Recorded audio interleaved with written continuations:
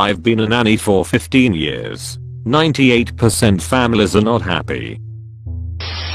Since 2002, I've worked full-time nannying, part-time nannying, and have done temporary nannying, where I show up and watch a family's child, Ren, for the day or for a week. I've been doing the latter for the last 2 years. In total, I have had an intimate in-home view of the dynamics of well over 100 families. And what I've discovered is what the science and studies on the subject have also found. Parents aren't happy. They are stressed out. Many of them are overweight from parenthood. They're exhausted. Their marriages have largely gone to shit. Nearly every single conversation is either about their kid or kids, or is interrupted by their kids. I don't mean that they're having a long chat and a kid pipes up mid-chat. I mean that they can barely get out one sentence without being interrupted. Out of over 100 families, I have seen exactly 3 homes in which the parents truly seemed happy. Parents of a toddler. Mom doesn't work, has a background in education and child behavior, so she's great with her kid, and also has a full-time live-in nanny who often works nights and weekends, so the parents can spend time together and with friends. Parents also frequently travel without the kid. Parents of 2 school-age boys. Both parents work full-time and have loads of money. The boys somehow have the best, sweetest personalities. First time I met the 8-year-old, he said to me, "So how was your day before you got here to watch us?" I cannot begin to express what anomalies these children are. Parents of a toddler. Both parents worked full-time. I was with them for 2 years and worked 50 to 70 hours per week. It was not uncommon for me to be there from 7 AM until 1 AM. They went out a lot, drank a lot, made a ton of money, had a great time with their kid, and averaged 0 to 2 hours per day with her during the week. I'm not exaggerating. Parents are not happy. What's even more disturbing is they oftentimes don't seem to realize it. One of the most poignant examples of this came with I was working for a family who lived in a tiny 2-bedroom apartment. The mother had just had her second child, and every morning, when I came in, she looked miserable. She cried, she was depressed, she and her husband had just started therapy, and she said she felt like little more than a cow as she tried to get the newborn to nurse. She was not happy. And then one day I came in, and she said, "So, I think we could fit 3 kids in this apartment." I was stunned. Like, you have been so utterly miserable and unhappy since the second baby was born. What is all this talk about having a third? Hormones, yaddle. That's Mother Nature. It's also worth noting that my best friend was a nanny as well. When I met her 6 years ago, she absolutely wanted children. And now, after nannying 4 years for multiple families and transitioning to a career working with new mothers, she has done a complete 180 and absolutely 100% does not want children. I could go on and on.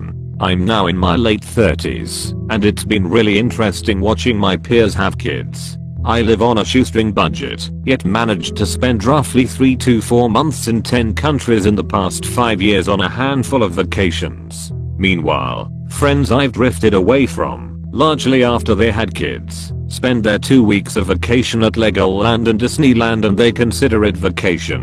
I also want to note that I have met very few people in my life who are as good with children as I am. I'm really gifted at working with them.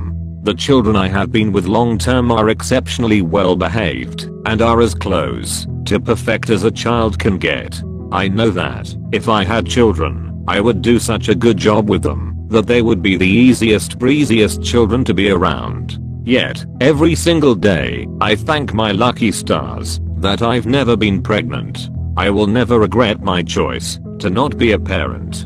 Whenever I hear that anyone is expecting, my first thought is, oh, so they want the good part of their life to be over? It's funny, sounds like a joke, but, from my years and years of observations, it's the truth. Never let anyone make you feel bad or selfish or stupid for your decision to not have children.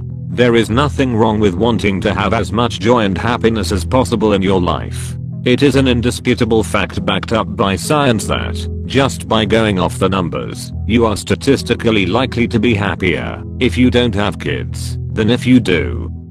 25% of mothers regret having children. 15% of women who have had an termination regret having had an termination. I can find the reference for this if anyone is interested.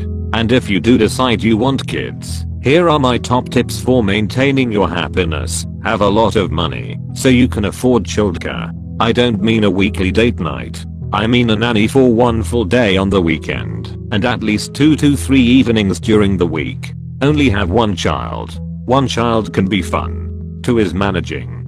3 is you're just trying to keep them alive. Remember that the most important relationship in your life is the one between you and your partner. Having a baby can be exciting, but if all you talk about is your child, you're going to lose each other. Know how to parent, sleep train, and know what you're doing with your child. I cannot emphasize this strongly enough. My favorite parenting book is The Challenge, Children. It's from the 1960s and is all about logical natural consequences and removing the power struggle. Ignore whatever the book says about spanking. Just don't do it. I've used the techniques in the book for 15 plus years and the result has been children who never or rarely whine, tantrum, and who are confident, resilient, independent, and don't need to be entertained 24/7. The worst of the worst families I see are those in which the parents have no idea what they are doing, and the kids are monsters. I'd say 90% of parents I see are terrible. That's not an exaggeration. If your kid is a bratty a-hole, that's 100% your fault, and 100% in your control.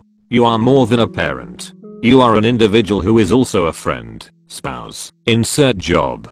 Go out with friends, exercise, take classes, do stuff without your kid, have long conversations with people in which you do not talk about your child. Please don't get rid of or neglect your dog just because you had a kid. Just don't. Reddit comments. That's the most amusing part about unhappy people. They don't even realize it. They think they are doing the right thing. It's like a soldier throwing himself in a grenade for no reason. Yes. There was a study that came out several years ago that found that having children makes you less happy overall than you would be if you lost a job or if your spouse died. So much this. And that's not to say CF people are always happy. I have depression and anxiety, and I'm often unhappy. But it feels so good to not be striving toward achieving this one goal in life, which is to settle down and have kids. And I know, because I have eyes, and I have seen it, that kids do not make you happy. They don't fix your problems. They magnify them tenfold. Ungrateful not to want kids. I do think people genuinely want them, and it has to be heartbreaking if it turns out to be harder than you imagined, especially if you yearn for years to have a child. But people should also do their research and realize it's not all buttercups and rainbows before there's no going back. Yes, I feel like we are brought up to want kids and get married, and if you don't want those things, you will when you're older / meet the right person. Not many people question whether that's the right choice for them. They just want kids because everyone else has kids. I'm beyond grateful to not want kids. Yes, the people that bingo me don't realize that not only am I not going to change my mind, I don't want to change my mind. I don't want to get to a place in my life that the only way I can think to find fulfillment and happiness is to have a kid. Your second point is so accurate as well.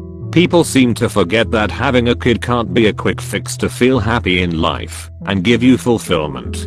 Once you're a parent, you're stuck, whether you like it or not.